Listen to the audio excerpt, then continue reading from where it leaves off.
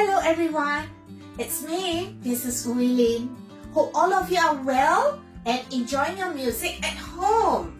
Today is the final episode on practicing. Way to go for working on the accompaniment. After mastering the melody, you can move on to the accompaniment. You may play the accompaniment with the recorded music. It makes practicing more fun and interesting.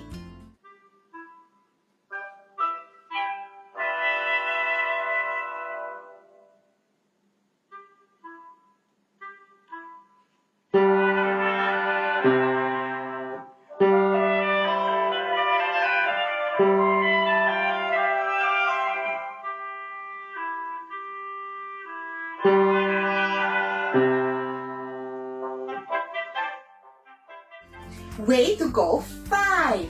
Working as a team. When you're familiar with the melody and the accompaniment, you can have fun with your parents or your sibling by doing team playing. One party can play the melody, whereas the other play the accompaniment. Team playing is the beginning of ensemble playing. And definitely there's lots of musical benefits in learning to play with someone else. Way to go 6. Working on both hands. If the piece that you're working on is on both hand stage, you may want to work on the coordination first. Working on coordination is necessary and you may even need to do at a slower pace just to get the coordination right.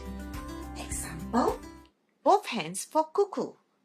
The first coordination students have to get right is so and re. But don't worry, students play this in Squirrel's Lullaby.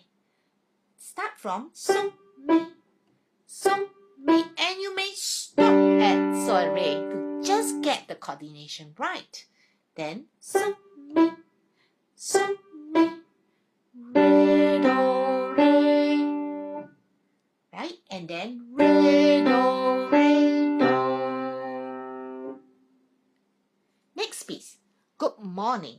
Good morning starts with the right hand as it is an upbeat. Do you notice that I have to lift up my right hand? Because there's a slur written in the music. Practice this many times. Left hand holding, right hand lifting up. Remember, a little patience will go a long way. John Lin had once said, the slower you go, the faster you will get there. Yes, you will be able to achieve it. So hang on there. Your brain just needs some brain jogging to get the coordination right. Don't give up. You will be able to master the pieces if you work on it bit by bit each day. Set yourself achievable targets, enjoy the process, and practice will become a breeze. You will be able to reap the rewards of your effort once you can play the pieces.